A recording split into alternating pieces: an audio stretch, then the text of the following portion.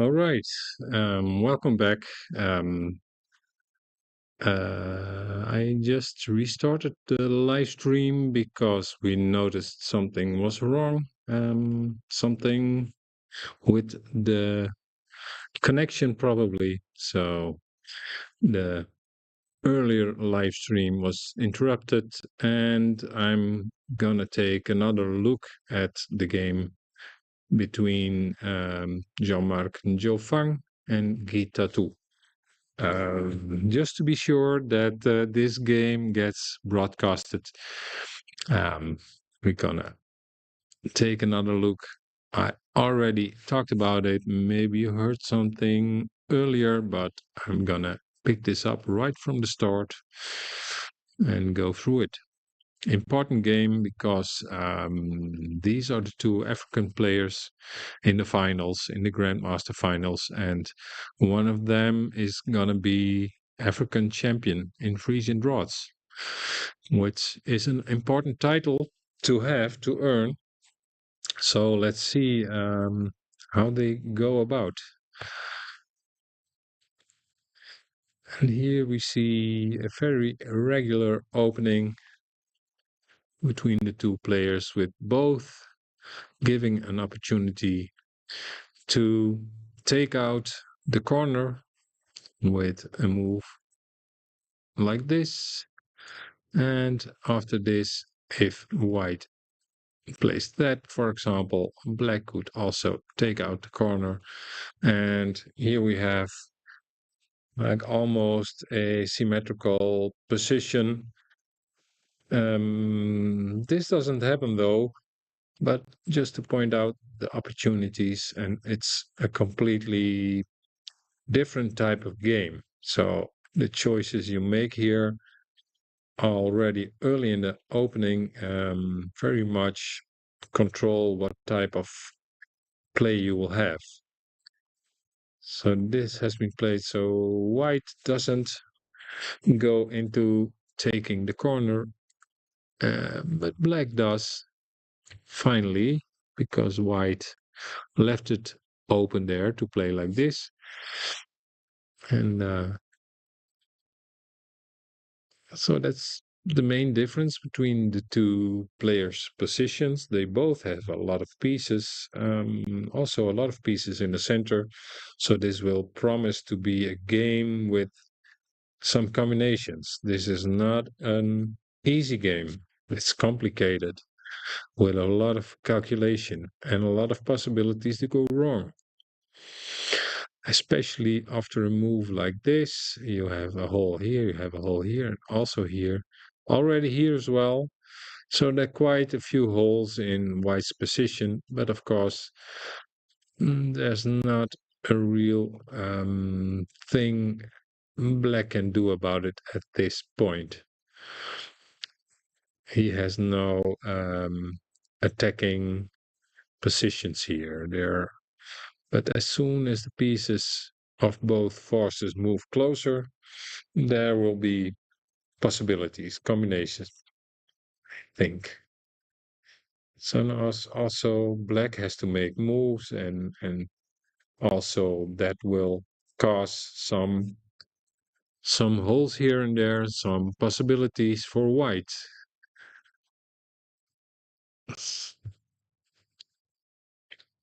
Hmm. So interesting here. Um, some choices for black as how to develop. You might consider this, for example, and it's perfectly equal.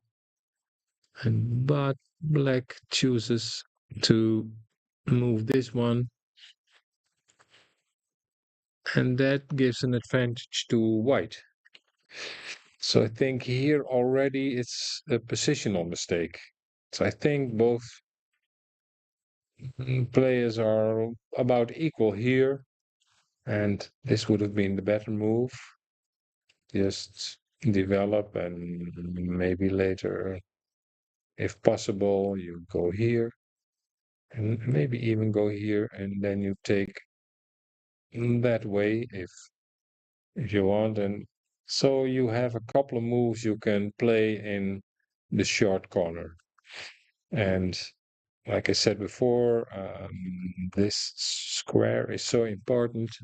So if you don't need, if there's no real urgency to get that piece away from there, you shouldn't do it. So, but he played it like that, and now you see the problem is there's another hole here in the back rank, uh, and that can be very scary. Of course, now in both positions there are a lot of holes.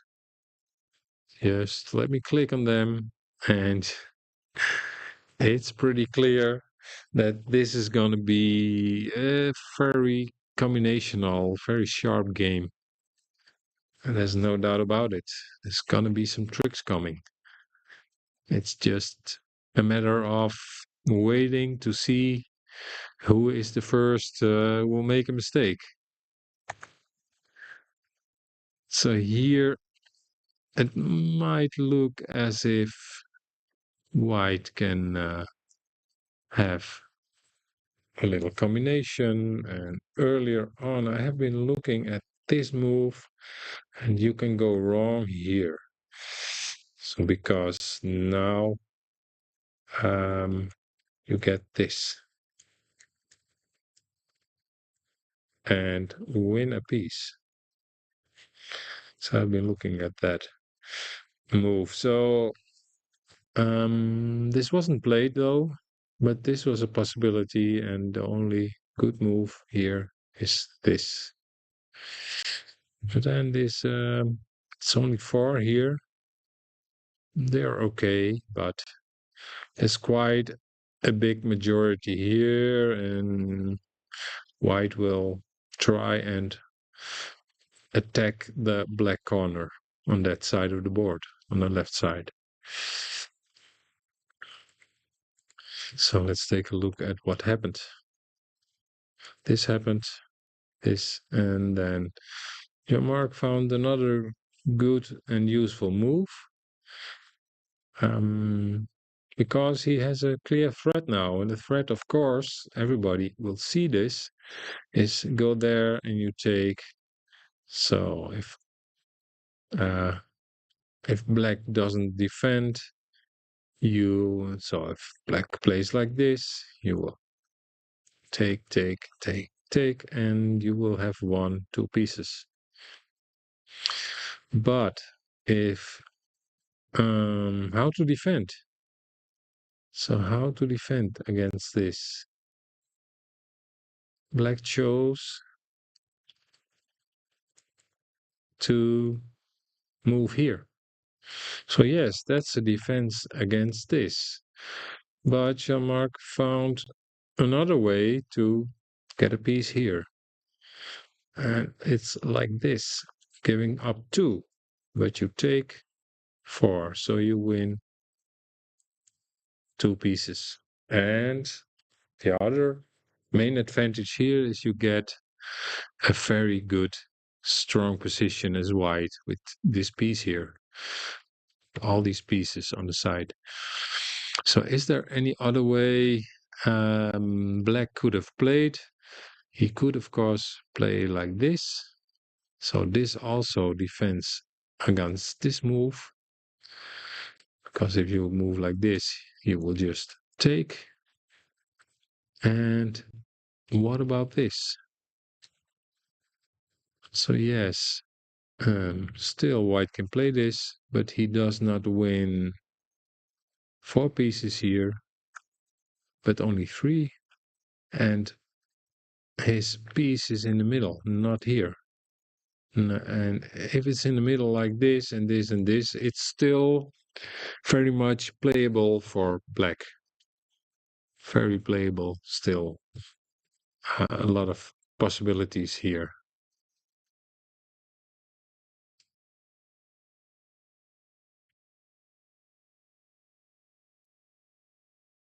Okay, so where to go from here?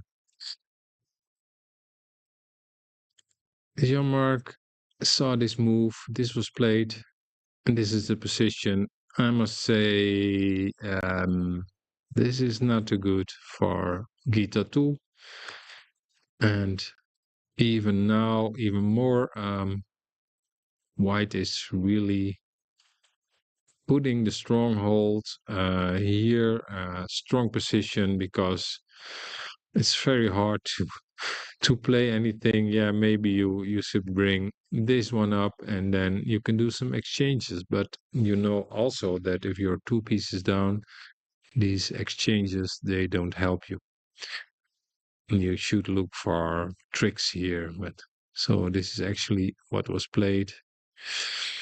Some more developing moves by Black, but he's still going to the center and there's still uh, a lot of holes in this position. And I don't see any reasonable entry points for tactics for an attack. In the meanwhile, White has all the time to develop here and maybe even bring this piece in. Oh, oh, yes. Yes, already with this move, I think it's over now. It's quite simple. Black is playing here and white is taking there, and it's another three pieces and now two. And yes, he takes there first. So your mark has white has the possibility to take here and go here, but he takes there first, which is sensible. And now, if we count, we see seven white pieces and we see four black pieces. So I think this is about it. Let's see. Yes. So here, yeah, Black decided he has had enough and he resigns. So a very well deserved win by Jean-Marc. And the game started very promising, and both sides, I think, were playing it sharply. They played for the audience, I would say. I like these kind of games where both players put their armies to work and don't shy away from complications. And that's what happened here. But I think the experience of Jean-Marc just is giving him the better of the game, especially in these combinational positions. It takes a lot of energy, but also experience to see moves like this one. I will go back. That's what I mean. This is one of the standard ways of attacking in Frisian, and to give these two and to get a piece here. So you always have to be on the lookout whenever you're having a position like this. You always have to be on the lookout. Also, Black has these kind of moves. It doesn't do anything here, but I'm just saying it's you don't only have to worry about this way to start an attack, but also about this way to start an attack.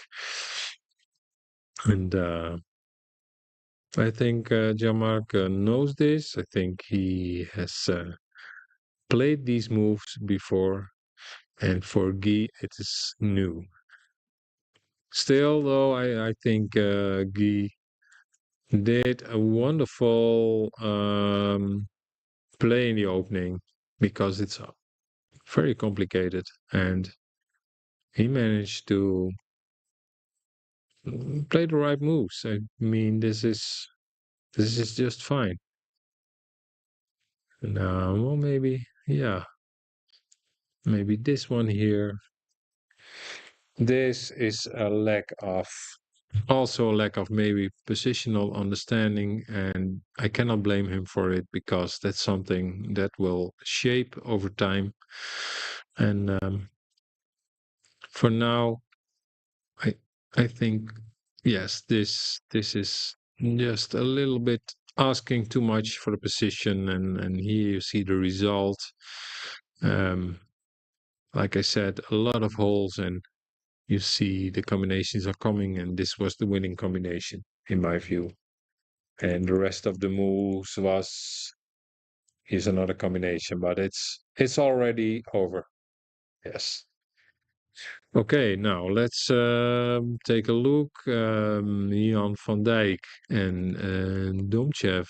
I looked at it, and there um, we've seen these moves. I'm not sure if they were broadcasted, but Jan van Dijk won a piece. Not here, but let's go a little bit slowly. So maybe I already talked about it, but here um, this is like a usual opening setup, and white plays like this, and black has to take to the middle. And this is original move by Domchev, but it's probably not the strongest move. He doesn't take this pressure well on this piece. He wants to develop, and also this is an interesting way to exchange pieces, but you give a free move to your opponent, and Jan plays this because now black has to take, and you have time to play this trick, and this earns you an extra piece. So here Jan is safely ahead, and let's see how he goes about, because this is not easy. He's up a piece, but these four here are a little bit in difficult formation. So he exchanges one, and then he does this. So now he got rid of these four pieces in that configuration. So basically, Jan is very good when he has an extra piece. He's good at exchanging. We saw that in the last game before this one, and we see it here again as well. He's he knows when it's safe to exchange some pieces. Now we see more developing moves, and black should try to get some kind of attacking position here, because if you're down a piece, usually the way to come back is to get some tricks. Here's another. What's this? So black. Why is black giving up a piece here? Okay, yes. So, but it's just an exchange or not? Yes, it's still 6 to 5. So here, I'm not sure if why you want to play this with black. It's 9 against 10, and after a big exchange, it's gonna work out fine for Jan. But I think you should have better moves here. Yes, it's +4 according to Scan, but now it goes to +8. And I agree with Scan. Uh, that's too bad. That's a little bit too easy for Jan, because yeah, his opponents is giving up half of his pieces, and you need pieces to have tricks to make trouble for your opponents. You cannot do it without the pieces. So this would have been a better possibility here. here to play this one. Just, it's a simple move. It doesn't really threaten anything, but you, at least you can go here, put some pressure on the white pieces. So that would have been logical, because even white with the piece up here, I still think has some problems to solve, because white has this one here and black is okay. On this side of the board, black is positionally okay, and white has this ugly piece here. So it's a shame. This was played. Yes. So that's 4 against 4 pieces. They disappear from the board, and we are left with a 6 against 5 position. And now it's just a walkover. This is will be very easy. You will just go here with your piece, this one here, and you will exchange, and then you get a king. It's as easy as that. Well, let's see if that's what happens. Well, more or less, it's basically what happens. It's too bad. So Domchev really has no fighting chance here anymore whatsoever. There's the king for Jan. Attacking this piece. It's gonna make a choice now. Yeah, the choice has been made by Alexei to give up here. So already here it's, you see, I pointed out the plan here, and it's very simple. So somehow I think Domchev miscalculated. He didn't see it right here to give this up and this, and I don't know what he was thinking. Because the end game, you don't have chances. So let's take a look here. Let's take a look at some possibilities. Okay, white can exchange here. Probably will.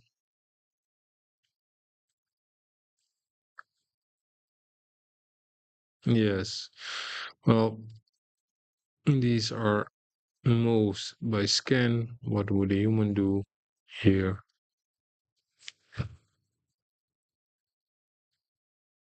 Well, suppose you might do something like this and this.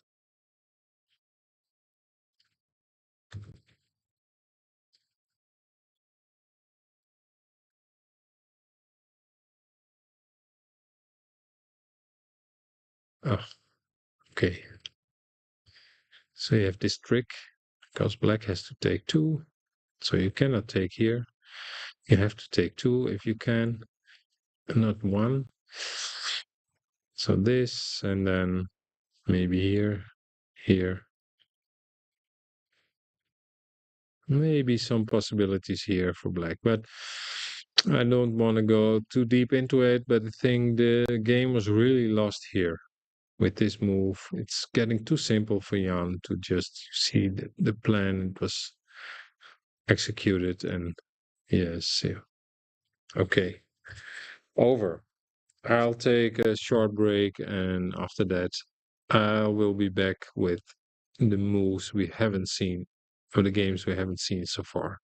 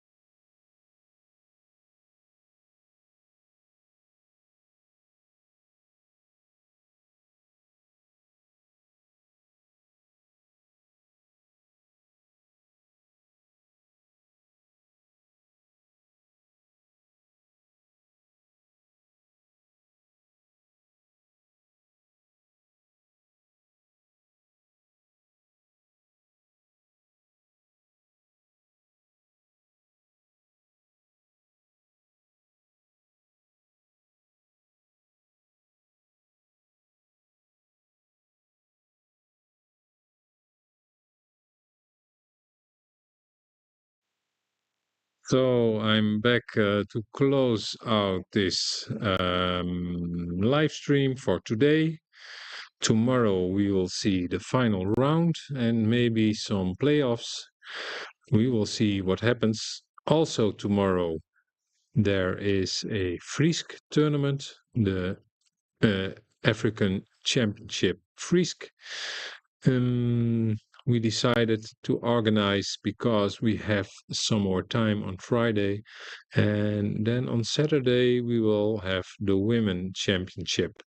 So there's a lot of Frisian draughts being played here. Um, I must say, people respond very positively to it. Of course, seeing it for the first time, playing it for the first time, it's not easy, but we see a lot of positive reactions.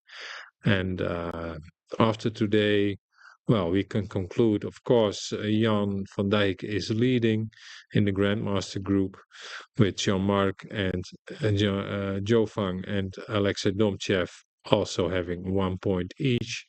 And Heat 2 is last. Um, but the level of play in the Grandmaster group is fine.